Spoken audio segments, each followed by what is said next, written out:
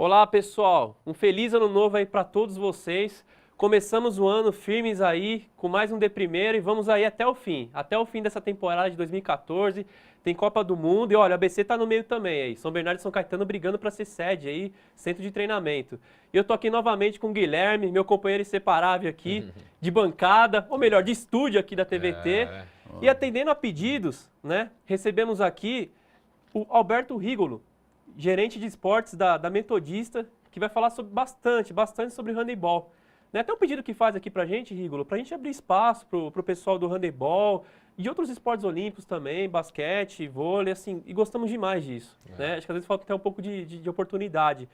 E é um momento interessante, porque o time de handebol da Metodista acaba de completar 21 anos, desde a sua criação, lá em 93, né? E a primeira pergunta que eu faço, já dando as boas-vindas, é perguntar qual que é o segredo para manter duas equipes adultas de handebol por tanto tempo, pensando na falta de apoio de patrocinador, receita baixa, direitos de transmissão de TV. Não é fácil, né, Rigolo? Não, primeiro, cumprimentar a todos, né, vocês, os internautas aí que nos acompanham. Desejar um 2014 bastante promissor a todos, né, um feliz ano novo. Fazer esporte no Brasil, de uma maneira geral, não é fácil, né? Nem futebol é fácil, né? Futebol também é um esporte difícil. Mas a gente vai levando, né? A gente escolheu isso como profissão, escolhemos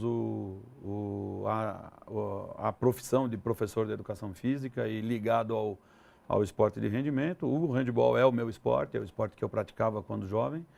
E há 21 anos que estamos na Universidade Metodista, sempre em parceria com a Prefeitura de São Bernardo, através da Secretaria Municipal de Esportes, contando com o apoio de todos os prefeitos, de todos os secretários de esportes que passaram por lá durante esses 21 anos, em especial nos últimos 4 a 6 anos, né, com o vereador José Luiz Ferrarese, que hoje foi secretário de esportes, e agora o José Alexandre, que é o atual secretário de esportes. Sem essa parceria, sem essa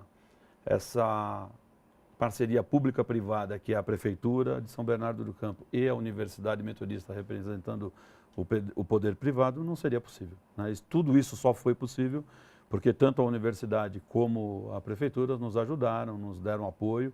E aí, ano a gente consegue um patrocínio, outro ano não consegue, e aí o tamanho do departamento aumenta, diminui, a história fala por si só. E o projeto vai continuar, não tem chance de o projeto ele deve continuar, está tudo acordado para que continue 2014, né?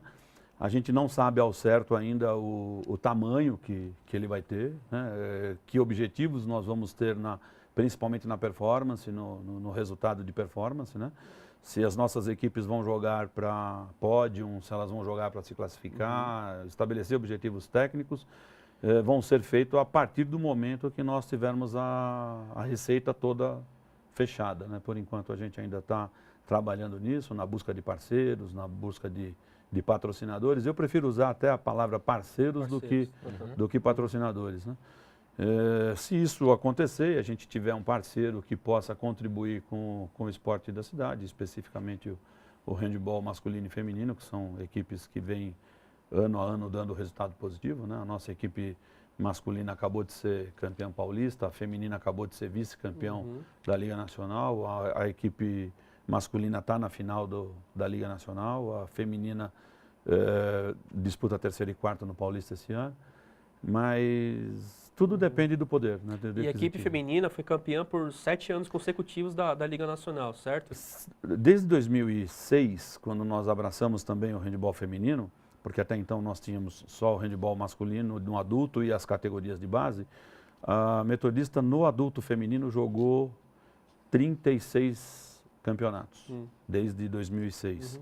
Desses 36 campeonatos, nós fomos ou vice ou terceiro em 5 e campeões em todos os outros. Fomos 7 vezes campeões nacional, seguido, 7 vezes campeão paulista, seguido.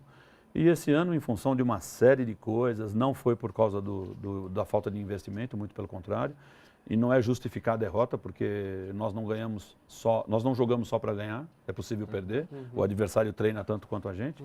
Mas esse ano nós tivemos uma atleta na seleção brasileira, que é a Hanna, que está jogando, deve estar nesse momento jogando contra a Sérvia. Débora Hanna. A Débora Hanna. Nós tivemos 5 jogadoras machucadas e 2 jogadoras que no meio do ano se transferiram para jogar na Europa, que não foi possível substituí-las, porque no meio da nossa temporada a gente não tinha atleta no mercado para poder substituir. Então as 2 atletas foram da mesma posição e a gente ficou desfalcado na posição de lateral esquerdo e a nossa lateral esquerda, que era a Daiane, torceu o tornozelo e ficou impossibilitada de jogar as finais. Então, em função disso, São José dos Campos, que já tem um trabalho antigo, um trabalho muito bom, quero em público parabenizar o pessoal lá de São José dos Campos, levaram a melhor na semifinal e vão fazer a final com a equipe de Santo André. Não é à toa que o handebol da Metodista é tão conhecido no Brasil, né? Tantos clubes aí tradicionais como o Pinheiros, por exemplo, é um clube também muito tradicional, mas o Metodista vence há muitos anos e a questão não é só o resultado, né? A gente não fala aqui só de títulos, o Rigolo falou muito bem da quantidade de títulos, isso mostra o fruto do trabalho, obviamente. Mas a questão da base, eu até queria falar um pouquinho disso. Como gerente de esportes, né, a Metodista tem mais do que um pensamento de vitória, né, de apenas de conseguir pódio. Esse pensamento da base. Como funciona esse trabalho da base da Metodista hoje em todos os esportes que abraça? Bom, aí eu tenho que, se você me permite, eu tenho que falar um pouquinho da minha maneira de pensar, claro, né, o esporte. Eu vim para a Metodista em 93, em janeiro de 93. Começou como técnico, né? Eu já tinha 18 anos de formado como professor de educação física, já tinha passado em vários clubes, né, trabalhando, e já na época eu tinha uma maneira diferente de enxergar o esporte de alto rendimento. Eu não enxergo o esporte de alto rendimento pelo esporte de alto rendimento. Eu enxergo o esporte de alto rendimento como um instrumento motivador para a população jovem, para as crianças, baseado nos ídolos que se formam no esporte de rendimento, adquirirem o hábito de praticar esporte, adquirirem o hábito de jogar handebol, vôlei, basquete, não importa o esporte, mas que eles façam alguma atividade física. Eu tive, a partir de 93, a carta branca da Universidade Metodista e da Prefeitura de São Bernardo do Campo, através do professor José Maria Passos, que já nos deixou, já faleceu, ele faleceu há 2 anos atrás, carta branca para tomar decisões e trabalhar o esporte assim. Então, o que nós fizemos? Nós implantamos um sistema de escola de esportes, onde o objetivo não é a performance, o objetivo não é ser campeão, o objetivo é formar o cidadão. E em cima dessa busca da cidadania, posso dizer assim, a gente costuma trabalhar todas as atividades físicas, psíquicas e moral do ser humano, do pré-adolescente, do adolescente e da criança. E aí, até 13, 14, 15 anos, nós não objetivamos em forma alguma ser campeão. Nós objetivamos a formação, tanto atlética como cidadã. E isso nos deu um resultado muito bom, né? Um orgulho muito grande ter 5, 6, 7 jogadores na seleção brasileira que não são atletas profissionais contratados pela equipe Metodista São Bernardo.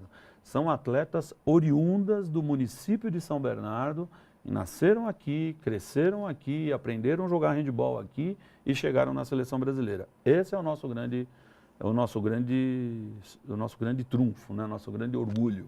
Muito mais importante do que uma medalha de ouro é ter um grupo de crianças que se afastou do risco social, que se afastou da droga, que se afastou do crime, motivados pela prática esportiva. O resultado, campeão, 7 vezes campeão da Liga Nacional Feminino, 8 vezes campeão da Liga Nacional Masculina, isso é consequência de um trabalho de continuidade entre a universidade e a prefeitura. Se todos os dirigentes pensassem assim, a gente estava bem em todos os esportes no Brasil. Pena que não é assim. E sem querer, Guilherme, ele acabou respondendo aquela pergunta que todo mundo fala, pô, mas qual que é a importância do esporte? Para que serve o esporte? A gente vê torcedor brigando aí nas arquibancadas, já em jogo de futebol violento, com entradas criminosas e tal, tá aí a importância, a formação de atleta.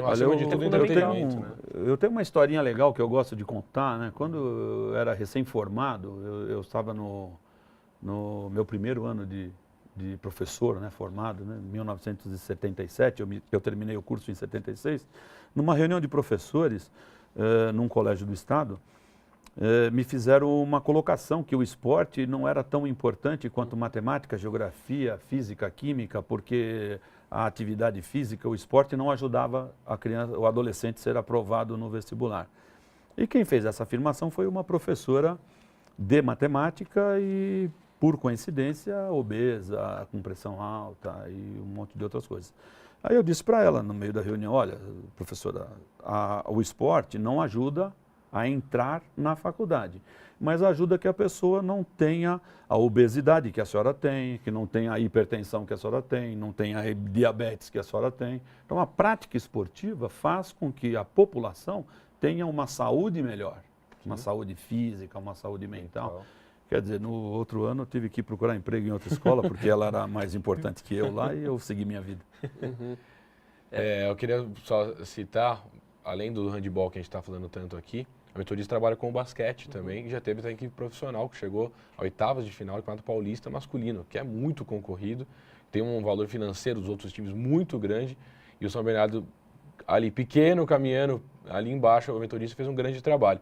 Como é que está esse lado, né, do profissional que você disse que é difícil de manter e também a base desse time masculino da Metodista São Bernardo? Então, a filosofia do projeto, a filosofia do trabalho se mantém a mesma, né? O que muda é o tempo de trabalho. O basquete está entre nós desde 2009, né? E o handebol está entre nós desde 1993. Então, de 93 até hoje, são 21 anos. E em 21 anos nós tivemos a oportunidade de fazer várias crianças chegarem à idade adulta com um trabalho de sequência na sua formação atlética. E no basquete não é diferente, só que como nós iniciamos em 2009, nós éramos assim totalmente desconhecidos no mercado, nós conseguimos no ano de 2009 e 2010 montar uma equipe com atletas adultos jovens, adultos de 21, 22 anos, que não eram conhecidos no mercado, que não tinham espaços nos grandes clubes. Caso de Pilar, Castelão e outros que estão aí no mercado. E com aquela equipe barata financeiramente, profissionalmente falando, de grana, ganhando pouco dinheiro, eles fizeram junto com a gente, isso a gente tem que parabenizar o professor Sidney, né, que é conhecido como alemão aí no basquete, o Sidney Copini, que fez um trabalho fantástico com a equipe e colocou a equipe nas oitavas de final. Perdemos para São José dos Campos, que depois foi campeão paulista, vice-campeão brasileiro. E o que ocorreu no ano seguinte? Atletas nossos, que eram remunerados aí na ordem de R$1.000, R$1.500, receberam propostas do Paulistano, do Bauru, do Pinheiros, na ordem de 12, 13, 14 mil reais. Então aí não dá para concorrer, né? Não dá para você subir uma escada saindo do primeiro degrau para cobertura. Com certeza a gente vai chegar, mas vai demorar um pouquinho, porque a gente vai ter que... As nossas categorias de base são muito boas, a nossa sub-12, sub-13, temos jogadores já convocados para a seleção brasileira, tivemos um menino agora de 16 anos convocado para a seleção brasileira. Aquilo que eu falei para o handebol vale para o basquete. Num primeiro momento, até os 14, 15 anos, estamos preocupados com a formação do cidadão atleta. E a equipe coletiva, o resultado vem logo depois. Corintiano Alberto Rígolo, não posso terminar esse programa sem fazer uma pergunta para você que sempre eu fico pensando nisso. Cuidado com a pergunta que nem sempre a resposta é que você quer. Não, mas é sobre handebol, aí uma área que você entende bem, sem piadas mesmo. Eu não consigo entender a diferença de nível entre a seleção masculina e a feminina. Claro que a gente sabe daquela história das mulheres que a maioria da equipe joga no mesmo time na Europa, né? Acho que tem esse diferencial. Isso é uma coisa recente, isso é uma coisa de 2, 3 anos para cá. Para essa pergunta? Aí nós temos duas explicações que precisam ser dadas, que as pessoas precisam entender. Primeiro, o handebol ele é um esporte essencialmente europeu. Assim como o basquete é americano, né, e se abriu para o mundo a partir da Olimpíada de 92, né, em Barcelona, que a NBA chegou na Olimpíada, o handebol ele é um esporte essencialmente europeu. Não existe nenhum país campeão do mundo ou campeão olímpico que não seja europeu. Todos os resultados positivos do handebol é o europeu.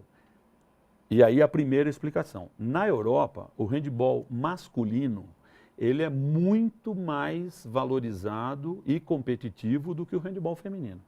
Então, na Europa, enquanto um atleta de ponta, na Alemanha, na França, na Espanha e nas principais ligas europeias, tem um salário de, só para a gente quantificar numericamente, tem um salário de 60, 70 mil euros, a melhor jogadora de handebol na Europa tem um salário de 4, 5, 6 mil euros, 8 mil euros. Talvez tenha alguma outra lá que possa ganhar um pouco maior. Então aí você percebe que a competitividade do handebol masculino e do handebol feminino na Europa e no mundo é diferente. O handebol masculino está em patamar diferente do handebol masculino. E o handebol feminino conseguiu se espalhar pelo mundo de forma mais rápida. Nós já tivemos Coreia, já tivemos outros países que não europeus já com resultado positivo no feminino. E na América, o país que mais cresceu, que mais se desenvolveu, o handebol, o handebol brasileiro. E com isso, as meninas da seleção brasileira foram chamadas pelos clubes europeus para jogarem lá. Agora, questão de 3, 4 anos, que a Confederação Brasileira fez um convênio com o IPO e conseguiu colocar 8 atletas que já jogavam na Europa jogando no IPO, que da Áustria, e outras atletas jogando na Europa. Hoje nós temos por baixo, aí, umas 25 atletas jogando no handebol europeu. Isso fez com que a seleção brasileira chegasse mais perto do top do que a seleção masculina. Na seleção masculina, a gente também tem atletas na Europa, também temos atletas que já atuam lá, e o handebol masculino vem chegando. E o segundo motivo é que o handebol masculino brasileiro, ele sempre vem andando um degrau atrás do handebol feminino.